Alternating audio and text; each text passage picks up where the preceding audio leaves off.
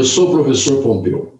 Hoje vamos falar sobre os indexadores da economia brasileira, que nada mais são do que índices de correção de preços em geral. São vários os indexadores, e hoje vamos falar sobre dois deles, especificamente INPC, que é Índice Nacional de Preço ao Consumidor, também chamado de inflação dos salários. Ele serve para corrigir os salários dos trabalhadores que ganham de 1 a 5 salários mínimos. Isto foi estabelecido pelo governo. Isso atinge aproximadamente, no INPC, 50% dos trabalhadores das grandes cidades. Em janeiro de 2012, houve uma pequena alteração no cálculo, e hoje esse cálculo é feito pelo POF, que é o Pesquisa de Orçamentos Familiares. POF 2008/2009. Muito bem. Como é que é feito o INPC?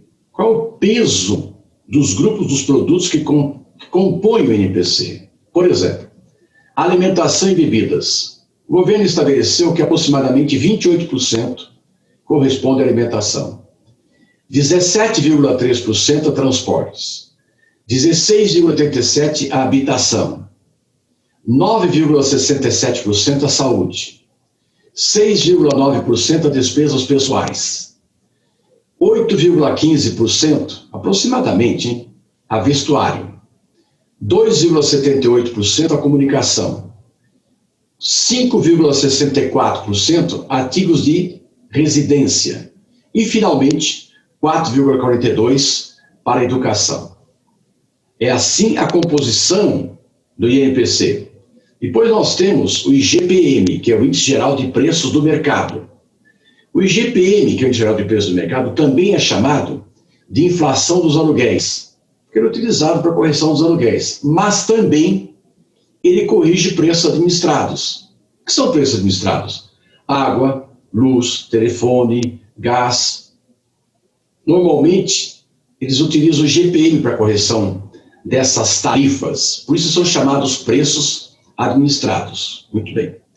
O IGPM é composto de 60% do IPA, que nós vamos falar o que é daqui a pouquinho, 30% do IPC, Índice de Preço ao Consumidor, calculado pela FIPE da Universidade de São Paulo, e 10% do Índice Nacional de Custo da Construção Civil.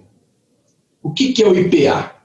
O IPA, na realidade, ele é baseado numa cesta de 400 e poucas mercadorias, 481 precisamente, agrícolas e industriais. Quando há uma pequena variação do dólar, ou seja, o real se desvaloriza, o IGPM capta essa variação. Então, essa variação é refletida no IGPM. Então, há um aumento relativo do IGPM quando o real se desvaloriza. O IGPM também é chamado de inflação dos aluguéis. E nós vamos dizer aqui, como ele capta essas variações de preços do mercado, principalmente de preços industriais, nós vamos chamar o IGPM de inflação do capital. Suponhamos então agora que você comprou um imóvel e você resolveu destinar 25% da sua renda, você concordou com o banco que financiou para você durante 30 anos, você concordou em reservar 25% da sua renda para o pagamento da prestação. E que também você concordou que as prestações seriam corrigidas pelo IGPM. Você poderia dizer, não existem outros indexadores? Eu diria sim, a TR é outro indexador. Nós vamos falar em outros vídeos sobre a TR. Outro indexador, o IPCA, Índice de Preço ao Consumidor Amplo, que é o índice que o governo utiliza para publicar, para calcular a inflação do país. Nós vamos tratar cada um deles nos vídeos seguintes.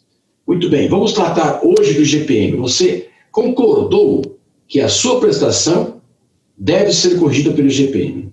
Por que eu estou falando isso? Porque há um diferencial entre as correções mensais do IGPM e as correções mensais percentuais do INPC. Traduzindo, o percentual de variação do IGPM tem sido necessariamente superior ao percentual de variação do INPC. Lembrando mais uma vez, reforçando, INPC corrige salários, IGPM corrige preços em geral e também prestação da casa própria. Então você perguntaria, se eu comprometi no momento do financiamento 25% da minha renda para o pagamento das prestações mensais, e esses 25% não permanecem ao longo dos 30 anos, nós vamos verificar agora que não. E eu vou responder a vocês através de uma apresentação de gráficos específicos, onde você terá uma melhor visão do processo, ou seja, de diferença entre os índices. Vamos ver então aqui os gráficos. O primeiro gráfico que nós vamos mostrar é, na realidade, olha aqui, ó. Então, para nós, repetindo, nós vamos comparar o IGPM versus INPC, o impacto nas prestações da casa própria. Reforçando, mais uma vez, o IGPM varia acima do INPC. Então, o IGPM corrige prestações, corrige aluguéis, corrige preços administrados. INPC corrige salários. 1. INPC, inflação dos salários. 2. IGPM, inflação dos aluguéis. Muito bem. Vejamos o seguinte. Olha o gráfico. O IGPM, se você olhar, é essa cor aqui, ó. Cor de abóbora. Está variando. Eu comecei a minha série dados que nós levantamos, série histórica, em janeiro de 1990. E terminei a série no final de 2019. Observe você que em cor de abóbora é o gráfico da variação do IGPM. E em cor amarela é o gráfico da variação percentual do INPC. O INPC corrige os salários. O IGPM corrige aluguéis, prestações e preços administrados.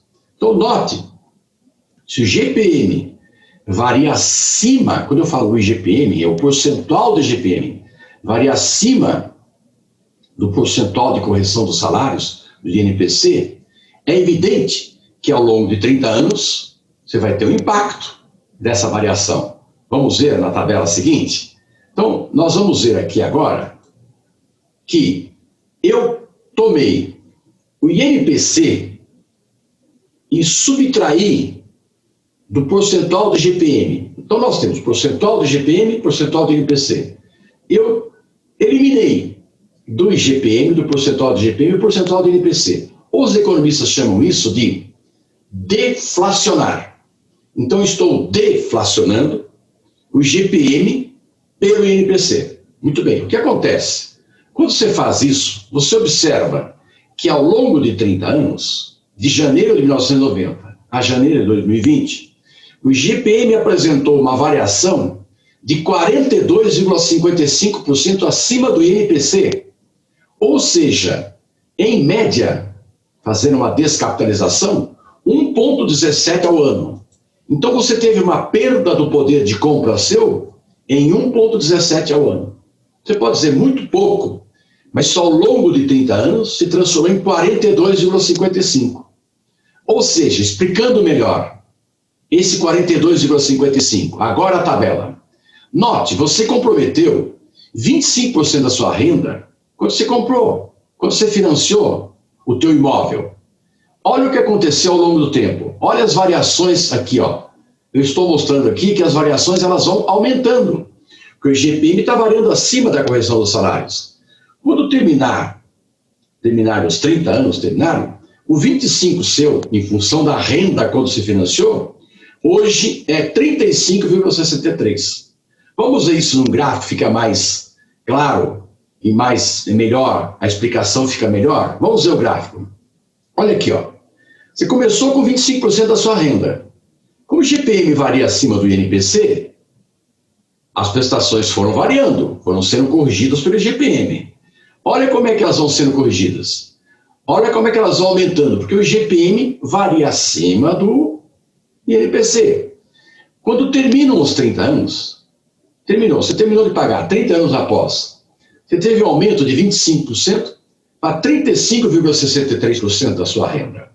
Ou seja, você teve uma perda de renda aí por desconhecer o indexador IGPM, você não é obrigado a conhecer indexadores da economia, e o nosso papel aqui é alertá-lo para isso, você teve uma perda de renda de 10,63% ao longo de 30 anos. O IGPM variou acima do INPC. Muito bem. Nos próximos vídeos, nós vamos tratar de outros indexadores, mas fique atento. É importantíssimo que você entenda que somente o orçamento familiar, a construção de um orçamento previsto, depois o orçamento necessário e finalmente um orçamento planejado, e finalmente você vai ficar só com o orçamento planejado, não basta. Se você não conhecer o comportamento dos preços na economia. Então você tem que conhecer como funcionam os indexadores na economia. Como é que esses indexadores impactam o teu poder de compra? Como é que impactam as prestações? Como é que impactam os preços administrados?